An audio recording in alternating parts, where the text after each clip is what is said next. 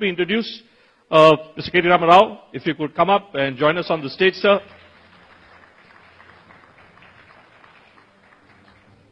Take your seat, take your seat. So nice to see you. There's a small introductory clip that we have prepared for you since this broadcast is going across India on India's biggest news network, on News 18 network. Just take a look at this.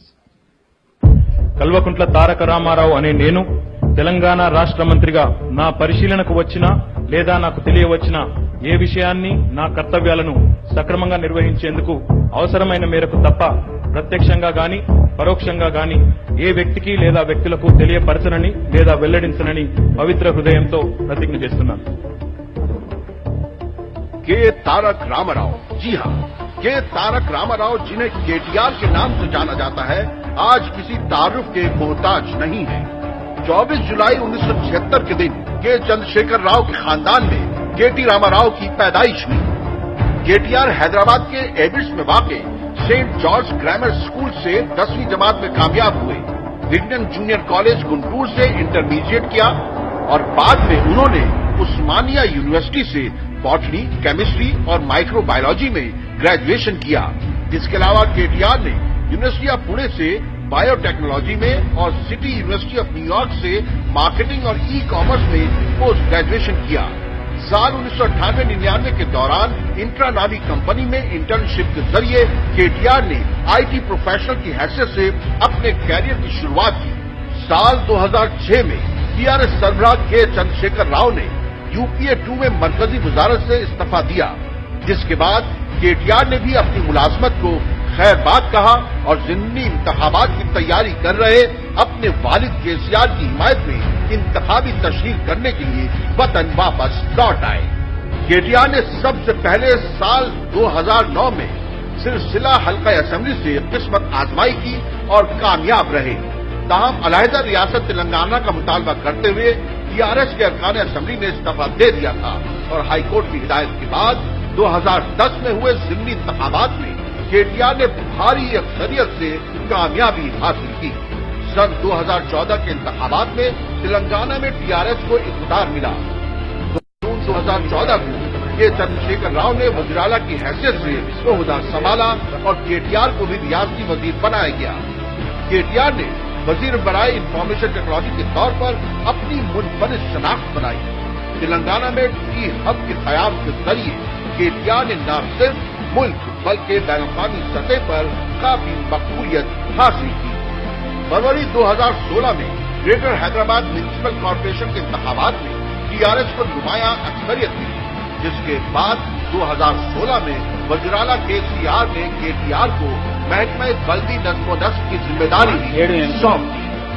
इसके बाद KTR ने हैदराबाद शहर को आलमी सतह का शहर बनाने के लिए संजीदा कोशिशें शुरू कर दी और हैदराबाद मेट्रो रेल के तामीरी कामों में तेजी लाते हुए इसकी खिदमत का आगाज करवाया। केटीआर तेलंगाना के नौजवानों में काफी मकबूल है। हैदराबाद में इंटरनेशनल इवेंट्स के इनेकाद के लिए भी केटीआर सरगर्म रोल अदा करते रहे हैं। साल 2017 में हैदराबाद में ग्लोबल एंटरप्रेन्योरशिप समिट मुनाकिद की गई थी। केटीआर को अब उम्मीद है कि जीएचएमसी इंतखाबात की तरह तेलंगाना के अवाम असेंबली इंतखाबात में टीआरएस को 100 से ज्यादा सीटों पर जीत दिलाएंगे। देखना यह है कि उनकी उम्मीद पूरी होती है या नहीं।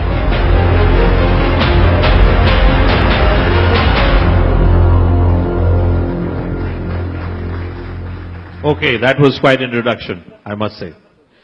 Thank you, But sir. let me straight away take the bull by its horns, as they say. You've been given a glowing tribute here. Salutations to what you may have achieved. But the first sight which I find as I come from the airport to this place, I see that your symbol is the car. But I see the adjoining imagery with that symbol of the car is a poor woman who's dependent on you for rice at 5 rupees a kg. I see sloganeering all around about how pathetic is the situation of farmers in your state. Are you simply, to use a Hindi word, what is often accused against the BJP, that a jumla, are you simply trying to give a jumla to the people of Telangana here? Firstly, thank you for this opportunity. I would like to thank Network 18 for this opportunity, and this is the first time I'm interacting with you as well. So let me quickly bring you up to speed. Face to face, unfortunately. We've often done that on TV, but that's a very new distance. Let me just quickly bring you up to speed on what has been happening in Telangana in the last 4.5 years. The state was formed on the 2nd of June 2014, and it's about 4.5 years, nearly 4 years and 3 months now. In the last 4.5 years, in fact, Telangana has been growing at more than 17% on the state-owned tax revenues every year, year on year. If you look at the average growth rate, this is by far the highest in the country for any state. In fact, the state that comes second to us is at about 10%. Let me also quickly point out, a lot of times, what happens is, when we reel out numbers, we forget agriculture. In agriculture, Telangana has been growing at 6.9%, whereas the country has been growing at 3%. In industry, we've been growing at 5.6%, whereas the country has been growing at 4.8%. In the services sector, we've been growing at 11.1%, whereas India has been growing at 8.3%. And the total GSDP versus GDP debate, Telangana has been growing at 10.4, whereas the country has been growing at 6.6. It has been a comprehensive all-round growth. In fact, you alluded to farming sector in distress in Telangana. Let me point out, sir, this is not my statistic. Purushottam Rupalaji, the Minister of State for Agriculture, on the floor of the House in Parliament had pointed out recently, about, I think 6 months ago, when a question was asked, a similar question was asked. He pointed out that Telangana, in fact, is the rare state among Indian states where you've started witnessing a decline of 53% suicides in the farming sector. It was 1,645 in the year 2016-17, and in the year 2017-18, it came down to 545. And this is not me saying it. This is a union minister who belongs to the BJP. And the other point I wanted to make quickly is, while the state has been growing, our principle and our philosophy, our economic model has been fairly simple. We said, in fact, our chief minister keeps repeating this very often, increase the wealth of the state and make sure you distribute among the poor of the state. That's been our model, a classic welfare plus development model, which has worked very well for us in the last 4.5 years. But I'm sure आप जानते हैं कि आज प्रधानमंत्री श्री नरेंद्र मोदी भी आज इसी क्षेत्र का दौरा कर रहे थे, और देखिए मोदी जी ने आज उतरते ही क्या कहा.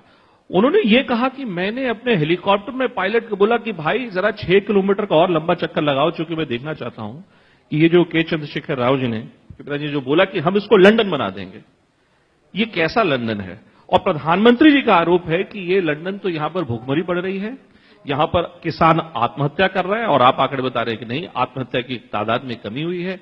ये हम अगर आंकड़े कभी कभार क्या होता है कि वो जितनी कहानी बयां करते हैं उतनी कहानी शायद वो छुपाते भी हैं. सच्चाई क्या है तेलंगाना की, ये बताइए. मैं एक बात बताता हूं. पहली बात तो मोदी साहब को थोड़ा विदेश छोड़ के स्वदेश में ज्यादा घूमना चाहिए. पहली बात वो कहूंगा, क्योंकि वो तेलंगाना आए ही नहीं, आई तीसरी बार 5 साल में तीसरी बार तेलंगाना आए, तो क्या जानेंगे वो. और हेलीकॉप्टर से देखेंगे तो क्या पता चलेगा. आम आदमी से बात करें, आके नीचे उतरे जमीन पे, आम आदमी से बात करें 2-4 बार और पूछे 24 घंटा करंट मिलती है कि नहीं पूछे. और आज पूरे देश में जितने भी बीजेपी के राज हैं, उनसे ज्यादा बेहतर यहाँ पे एडमिनिस्ट्रेशन है कि नहीं. आज दिसंबर 7 वाले चुनाव, चाहे मोदी साहब कुछ भी कहें, मिसेस गांधी जो भी कहें, लोग कहेंगे तेलंगाना के, और लोग बताएंगे किसने क्या किया और किस कदर यहां की गवर्नमेंट चली. सर, बड़ी मजेदार बात है कि आपने जो असलियत बताई तेलंगाना की यहां पर, उससे जो हमारे दर्शक हैं उनको प्रतीत होगा कि तेलंगाना तो वाकई बहुत तेज गति से प्रोग्रेस कर रहा है. भाई मैं एक बात बताता हूं आपको, 24 मैं आंकड़ा, आपने चूंकि आंकड़े की बात करी, 2014 से लेकर 2018 तक के मैं आंकड़े लेके आया हूं एक ही सेक्टर एजुकेशन के. 2014-15 में 11.2 यानी 11.2% was the expenditure in education as a share of total expenditure. In your government, sir, in your government that figure has consistently come down from 10, and in 2018-19, according to the Reserve Bank of India report, your figure is 7.5%. Now you tell me there is a reduction in farmers committing suicide. आप कहते हैं कि यहां पर सब कुछ बड़ा सुनहरा है, लेकिन यहां पर देखिए आंकड़े क्या दर्शाते हैं. तो सच्चाई क्या है ये बताइए. चौबे साहब, 2 चीजें हैं. तेलंगाना बनी थी एक नारे पे, नीलू निदुलू नियामकालू, which roughly translates into justice in water, in the funding that is allocated to the region of Telangana, and the unemployment situation here. So our primary focus has been on water resources. In fact, I also have to share with you, since you mentioned Mr. Narendra Modi, I also have to tell you, Narendra Modi साहब ने बहुत सारे हमारे जो दूसरा sister state हैं आंध्र प्रदेश के लिए, उनके लिए बहुत कुछ किया. उनके लिए एक नेशनल प्रोजेक्ट स्टेटस दर्जा दे दिया पोलावरम को. बट हमारे यहां आज एक प्रोजेक्ट के लिए नहीं, एक भी प्रोजेक्ट के लिए यहां पे उन्होंने नेशनल प्रोजेक्ट का स्टेटस नहीं दिया, पूछने के बाद भी। हमने यहां पे एक बहुत बड़ा प्रोजेक्ट स्टार्ट किया हमने कालेश्वरम, इसके अलावा हमने एक और प्रोजेक्ट स्टार्ट किया पालमूर लिफ्ट इरिगेशन। ये सारे प्रोजेक्ट जब पूरे हो जाएंगे, मुकम्मल हो जाएंगे, तो यहां पे तेलंगाना में 1 करोड़ से ज्यादा एकड़ में पानी खेती में मिलेगा। शायद देश में पहली बार ऐसा हो रहा है जहां एक राज्य में एक government, one state government is spending more than 35,000 crores of rupees on one simple sector, and that is irrigation. You just heard our Deputy Chief Minister pointing out to the fact that Telangana has more than 24 lakh bore wells and tube wells. We wanted to change that situation, and therefore we focused excessively on water, drinking water and irrigation. So, large chunk of the money that was spent in the last 4.5 years has gone towards alleviating your first question that you asked me, farm distress in the farming sector. We obsessed, in fact, on ensuring that our irrigation projects are, completed expeditiously. And that's why you see, obviously, a bit of reduction in other sectors. But I have to tell you, even in education, we have done some revolutionary things. 3 lakh students in Telangana today undergo what is called as a residential system, your school system. But why are you spending less on education then? The point I'm trying to make is, whereas our priorities may have changed a bit, but the fact is, in Telangana, in education sector, 3 lakh students currently get, education in English medium, where we spend 1,20,000 rupees on each and every child. In fact, even in the Muslim community, in fact, we have Gurukul schools, because हम believe करते हैं, हम यकीन रखते हैं कि तालीम में ताकत है। अगर किसी को निकलना है अपने पसमंदगी से, अपने पॉवर्टी से बाहर, तो एक जनरेशन को अगर ठीक से ट्रेन करो तो जरूर उनका फायदा होगा, नतीजा अच्छा होगा। स्वामी जी हमारे साथ हैं और आपके बाद में स्वामी जी से सब सवाल पूछूंगा, क्योंकि बहुत से लोगों का ऐसा भी आरोप है कि आप एक विशेष प्रकार की आप राजनीति आप अपना रहे हैं। लेकिन आप जो कह रहे हैं, आपका ध्यान आकर्षित करना चाहता हूं, इस देश में जितने जो मुख्य दल हैं, अमित शाह जी भारतीय जनता पार्टी के अध्यक्ष, वो क्या कहते हैं? वो कहते हैं कि यहां की जनता कभी भूलेगी नहीं खम्मम में कैसे बेचारे किसानों को उनका हाथ बांधकर, क्योंकि वो मिनिमम सपोर्ट प्राइस मांग रहे थे लैंड एक्विजिशन पे, उनके खिलाफ ज्यादती की गई। राहुल गांधी जी क्या कहते हैं? वो कहते हैं आपकी सरकार ने अपने आप ही, जो लैंड एक्विजिशन की बात थी, आपकी सरकार ने अपने आप ही एक नया कानून एक बना डाला और बेचारे गरीब किसानों का कोई भला नहीं हुआ। सीपीआई के national general secretary Sudhakar Reddy साहब वो क्या कहते हैं? Instead of filling up vacancies, KCR government is promising unemployment allowances. Now my point is, sir, you are repeatedly telling me all these facts are wrong. Now, if all these facts are wrong, let me put it this way to you. Are you worried that this election, ये जो महाकुटुंबी जो आपके सामने आ गई है, TDP, Congress party, अन्य दल, आपको लग रहा है कि आपकी गाड़ी कहीं न कहीं फंस सी गई है, इसलिए आपके पिताजी कभी गए ममता बनर्जी के पास और फिर बाद में बोलते हैं कि राहुल गांधी तो देखिए क्या नेता है? पहली बात तो यह है चौबे साहब की एक पार्टी से टक्कर लेने के लिए आज 4 पार्टियां इकट्ठे हो गए यहाँ पे, एक महाघटिया बंधन बन गया है यहाँ पे। महाघटिया बंधन, नया डेफिनेशन। इसलिए क्योंकि जो पार्टी एक दूसरे से 30 साल 40 साल लड़ते आई, जिस पार्टी को एनटीआर साहब ने यहां बनाया कांग्रेस को दफनाने के लिए, वो पार्टी जाके आज मिल जाती है अपने कांग्रेस पार्टी के साथ ना। इसको महाघटिया नहीं तो क्या कहेंगे आप, पहली बात तो। और दूसरी बात मैं आपसे कहना चाहता हूं, अब राहुल गांधी, अमित शाह जी, राजा जी, सुधाकर रेड्डी जी, इनसे तो हमारा मुकाबला है, हम लोग इलेक्शन में हैं यहाँ पे। अब वो तो हमारे जो चीज हमने अच्छा किया उसके बारे में तो बात नहीं करेंगे, और वो तो यही कहेंगे कि टीआरएस गवर्नमेंट फेल हो गई, ये हो गया वो हो गया। मैं क्या कह रहा हूं, सिंपल बात है, अगर राहुल गांधी जी जो कहते हैं कि यहां पे हमने किसानों के साथ ठीक सुलूक नहीं किया, मैं उनको याद दिलाना चाहता हूं कि उन्हीं की गवर्नमेंट ने यहां पे 6 किसानों को फायरिंग में मार दिया था। उन्हीं की गवर्नमेंट थी, कांग्रेस की गवर्नमेंट थी 2008 में। तो Rahul Gandhi has no right and Congress party has no right to talk about farmers in distress, because जनता ने, इस देश की जनता ने उनको 50 साल तक मौका दिया देश को चलाने का।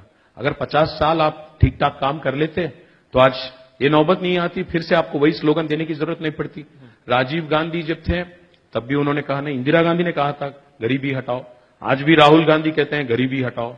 अब 30 साल बाद, जिनमें 20 साल से ज्यादा आप ही राज किए हैं, फिर भी आप गरीबी अगर नहीं हटा पाएंगे तो किसको दोषी ठहराएंगे? आप इस जनता के सामने आज एक बात का आप स्पष्ट जवाब दीजिए, और चूंकि सुब्रमण्यम स्वामी जी में आप बैठे हैं, इससे मैं चाहता हूं कि आप और खुल के इस बात का जवाब दें कि आपका भारतीय जनता पार्टी के साथ या आपका कांग्रेस के साथ रिश्ता क्या है आपका?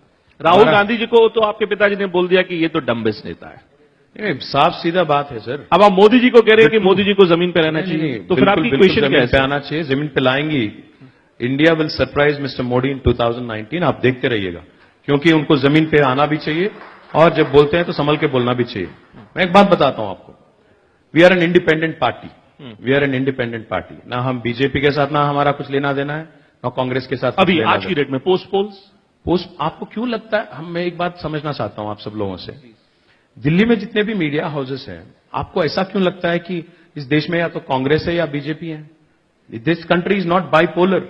This country has a lot of very, very strong political leaders and strong regional parties, and they can keep both BJP and Congress at bay. Why do you think that only either we have to sail with BJP or Congress? मैं एक बात पूछता हूं आपसे, plan A था Congress, plan B था BJP, अब दोनों भी फेल कर गए, प्लान सी की जरूरत है, तो क्यों, why not a federal front which can come forward and why not somebody like KCR leading? Federal front sir, ये है कहां ये फेडरल फ्रंट? ये मैं जानना चाह रहा हूं। अब फेडरल फ्रंट, मैं एक बात बताऊं चौबे जी, आपने चंद्रबाबू नायडू को कहा कि भाई तुम बाहर निकल के आओ, वो बाहर निकल के आए, देखिए वो कहां चले गए। आप चौबे साहब एक बात पूछते हैं आपसे, 2012 में मोदी कहां थे? 2012 में किसी ने ख्वाब देखा कि 2014 में मोदी प्रधानमंत्री बनेंगे? 2 साल में कुछ बदला कि नहीं? तो मैं क्या कह रहा हूं, कभी का एक बार पिक्चर बहुत जल्दी बदलता है, बदलने में ज्यादा वक्त नहीं लगता है। तो मैं आज आप नहीं देखना चाहते हो फेडरल फ्रंट बनते हुए, समय ऐसा भी आएगा जब आप खुद बैठेंगे, मैं यहीं पे बैठूंगा और फिर इंटरव्यू आप करेंगे, बोलेंगे भाई हैदराबाद डिसाइड करेगा दिल्ली में कौन सत्ता में बैठेगा। क्या कहीं ऐसा तो नहीं, कहीं ऐसा तो नहीं? अच्छा, ये बड़ी अच्छी बात आपने कही। कहीं ऐसा तो नहीं कि आपके और चंद्रबाबू नायडू जी के बीच कहीं कोई बैक चैनल डिप्लोमेसी चल रही है क्या? भाई एक बात बताते हैं, चंद्रबाबू नायडू, आपने हैदराबाद का नाम लिया, हैदराबाद अमरावती इतनी भी दूर नहीं है। तभी तो कह रहे हैं हैदराबाद, चंद्रबाबू नायडू जो है शायद ही दुनिया के सबसे बड़े अपॉर्चुनिस्ट अगर कोई है तो चंद्रबाबू नायडू है। हाँ बिल्कुल है, वो इसलिए है क्योंकि, चलिए टिक ऑफ करते हैं सबको, राहुल गांधी डंप नेता हुए, चंद्रबाबू नायडू सबसे बड़े अपॉर्चुनिस्ट हुए, और मोदी जी को तो आपने बोला कि भाई वो तो जमीन पे ही नहीं रहते, तो इन 3 पार्टियों से तो आपका कोई मेल नहीं। चलिए आगे तो कह रहा था कि मोदी साहब को जमीन पे भी आना चाहिए और स्वदेश में भी ज्यादा घूमना चाहिए, ये भी कहा था मैंने। एक बात आपको बताते हैं, आज आप अगर इस देश को या तो एनडीए के चश्मे से या यूपीए के चश्मे से आप देखना चाहते हैं तो आपकी प्रॉब्लम है, मेरी नहीं है। हम इंडिपेंडेंट पार्टी हैं, we are neither dependent on BJP nor on Congress. Do you think it's possible for you? Why not? In today's polarized times, it's completely possible for you to have completely independent existence. It may look like it is polarized to you in Delhi, sir. There is an India outside of Delhi. I request you guys to come out of Delhi more often. I sincerely request national media to step out of Delhi more often, interact with people like us, interact with Aam Aadmi in different parts of the country. Then you will understand India. Because problem is, या तो आप चाहते हो या तो मोदी बैठे हैं या राहुल बैठे हैं। आपको लगता है कि दोनों ही ऑप्शन है देश के पास, और कोई नहीं है। बहुत सारे ऑप्शन है, इस देश की जनता बहुत समझदार है, उनकी समझदारी जब दिखाना है तब दिखाएंगे। आप कौन से वो नेता हैं, वो कौन से मुख्य, ममता बनर्जी जी से चर्चा चल रही है आपकी, क्योंकि ये फेडरल फ्रंट है, ये फेडरल फ्रंट के तो मायने और इसके स्वरूप इतने होते जा रहे हैं ना, कहीं भी 2 आदमी बैठते हैं, अखिलेश यादव मायावती का एक फेडरल फ्रंट है, चंद्रबाबू नायडू ममता बनर्जी का एक फेडरल फ्रंट है, आपका कौन सा फेडरल फ्रंट है? मैं चौबे साहब एक ही बात कहता हूं, फेडरल फ्रंट का एजेंडा ये नहीं है कि हम 2019 में किसी भी हाल में सत्ता में आए और किसी से गद्दी छीन लें, ये हमारी एजेंडा नहीं है। हमारी मंशा ये है, हमारी एजेंडा ये है कि इस देश में एक बात का चर्चा होना चाहिए। देखिए, आज वाजपेयी जी जब प्रधानमंत्री थे, एक बात हुई थी इंटरलिंकिंग ऑफ रिवर्स की। आज अगर आप इस देश का हालत देखें, there is 70,000 TMC of water in all the rivers in India put together. Ganga, Brahmaputra, Krishna, Godavari, Kaveri, everything put together. This country has 40 crore acres of irrigable land. And this country's drinking water needs also require about 5,000 TMC of water. Had there been a government, had there been a party which is truly national in character, अगर उनका बस चलता, मोदी साहब या जो भी प्रधानमंत्री है उनका बस चलता, अगर उन ठीक से काम करते हैं, 70,000 TMC पानी में से आप 45,000 TMC पानी अगर ठीक तरह आज इस देश में बंटवारा करते उसकी, तो इस देश में कोई किसान आज दुखी नहीं रहता। हर कोई इंच जो इरिगेबल है, 40 करोड़ एकर्स ऑफ लैंड, उसके लिए पानी मिलता खेती बाड़ी के लिए, और दूसरी तरफ हर घर को नल के सहित पानी हम दे सकते हैं। आज तेलंगाना में वो प्रयास हम कर रहे हैं। 1 करोड़ एकड़ जमीन में पानी देने की प्रयास हम कर रहे हैं।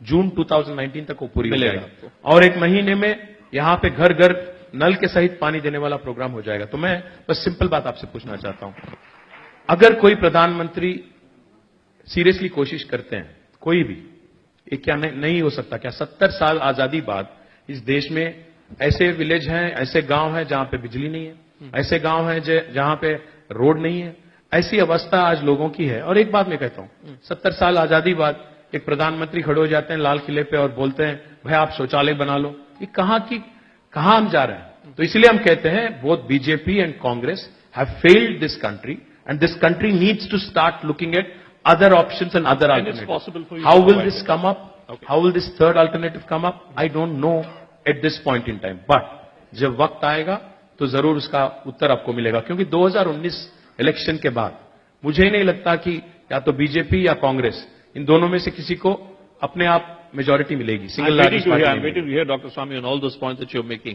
But just to quickly maybe do a quick poll, maybe यहाँ पे अगर जो लोग आए हैं हमारे साथी लोग यहाँ पर दर्शक, अगर कोई सवाल पूछना चाहे तो कृपया अपना हाथ उठा के अपना नाम देके, यहाँ पे मैडम जो सामने बैठी हैं इनको दीजिए कृपया माइक, अपना नाम बता के। Hi, I am Sahiti.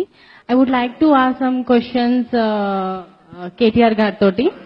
See, आपने एक बार बोला था कि एक गड्ढा दिखा दो रोड में, हम आपको एक गड्ढा मतलब वो पैथोल्स होते हैं ना, पॉट होल्स एक गड्ढा दिखा दो रोड में। She is a BJP supporter.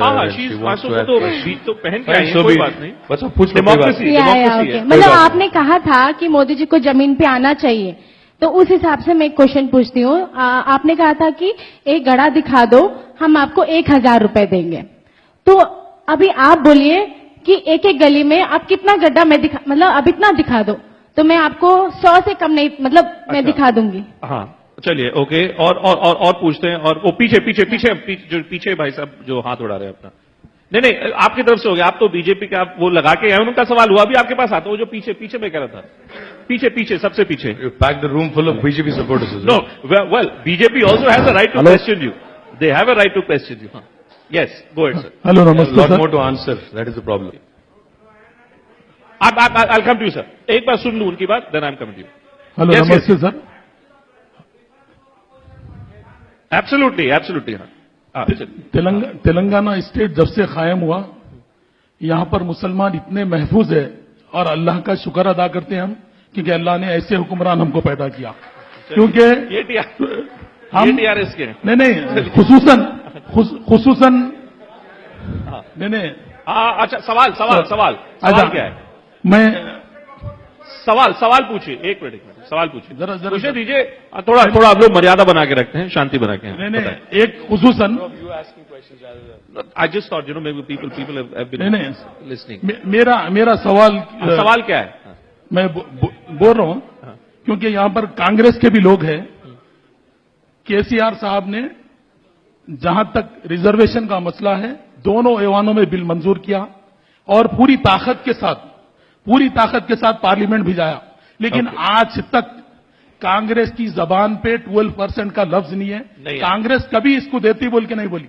अच्छा, हमारी रियासत के वजीर आला कम से कम पूरा दोनों ऐवानों में मंजूर दीजिए, इनको माइक दीजिए। हाँ, आप हमारे साथ यहाँ करें। आप बताएं किससे आप कुछ मेरा नाम विनय कुमार जैन हुआ। मेरा केटीआर गारू से क्वेश्चन है सर, प्रधानमंत्री जी ने आयुष्मान भारत की घोषणा करी तो हमारे तेलंगाना में उसको लागू नहीं किया गया।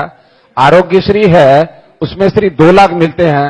आप गरीबों की बात करते हैं, अगर आयुष्मान भारत को यहां लागू करते तो उसे 5 लाख रुपए मिलते। ओके, एक सवाल और फिर उसके बाद फिर then he'll answer. जी sir, I am Inamur Rahman. I am an independent journalist and I do not belong to any party, sir. Okay, good. As a Muslim, as a citizen of Hyderabad, as a citizen of Telangana, as a supporter of Telangana, I would like to ask, from a Muslim standpoint, but as a citizen also, that what are you doing about the encounter killings in the Aler incident, sir? That is a big blot on the face of the TRS. That's one question. Other question is, sir, that the school managements, they are literally running away with all the earnings of the suffering parents.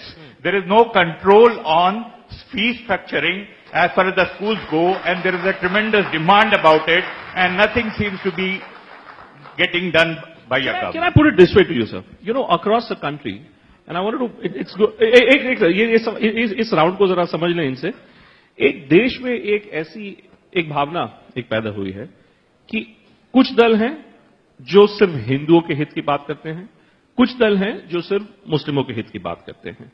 TRS में और यहां पर भी हम देख रहे हैं, असादुद्दीन ओवैसी साहब जो है एमआईएम के, वो शायद आपके साथ कहीं खड़े हुए दिखते हैं। I totally disagree. You disagree with? Absolutely. Because उनके कुछ कथन ऐसे हैं जो कि दर्शाते हैं कि वो शायद आपके साथ। नहीं, पहली बात तो ये बता, तो आप किधर खड़े हैं ये बताइए। I'll tell you one thing.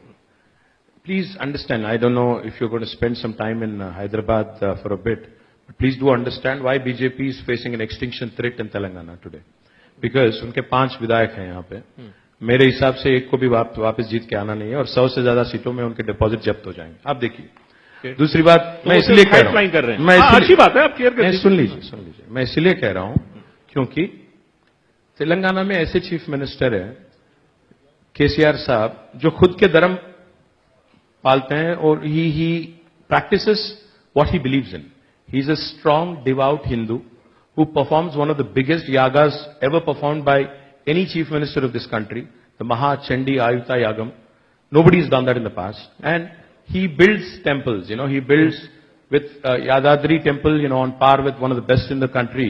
He's built it with more than 400 crores of rupees. हाँ, मैंने देखा कितना 5 करोड़ रुपए लॉर्ड बालाजी टेम्पल है Tirumala, gold ornaments, 11.7 kg gold crown worth over 3 crores to goddess Bhadrakali.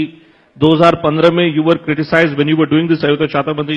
Criticism तो मिलते जाएंगे, कुछ तो लोग कहेंगे उसमें। तो ये सब क्या है? ये बिलीफ है कि ये पॉलिटिक्स है जो इतना पैसा जो खर्च किया जा रहा है? बात सिंपल है। मैं आपसे आज फिर से कह रहा हूं, you seem to have a very simple world view, which is that world या तो बीजेपी है या कांग्रेस है, हिंदू है मुस्लिम है, गोरा है सफेद है या ब्लैक है, ऐसा कुछ नहीं होता है। That the world is full of grey shades, sir. Let me point out, and let me also point out, the Chief Minister here is a man who believes and who practices in what he believes in, which is Hinduism as a faith, but at the same time, he's been taking care of all sections of the society irrespective of their caste, creed or religion. Okay. So it could be a poor Muslim or a poor Hindu or a poor Christian or a poor Sikh. Anybody in Telangana today cannot complain of discrimination like in other states. So you're not trying to woo assiduous? Absolutely not. In fact, okay, we go on the socio-economic basis. And in fact, one gentleman here talked about reservations as well. Let me also point out, the reservations that we are proposing is on socio-economic basis and not on religious basis. Okay. The second thing I would also like to point out, Justice Rajendra Kumar Sachar ji, who is a very respected and eminent Supreme Court judge, was appointed, whose committee was appointed by the previous government in Delhi, had submitted a report that the socio-economic status of the Muslims in this country is far worse than that of SCs and STs.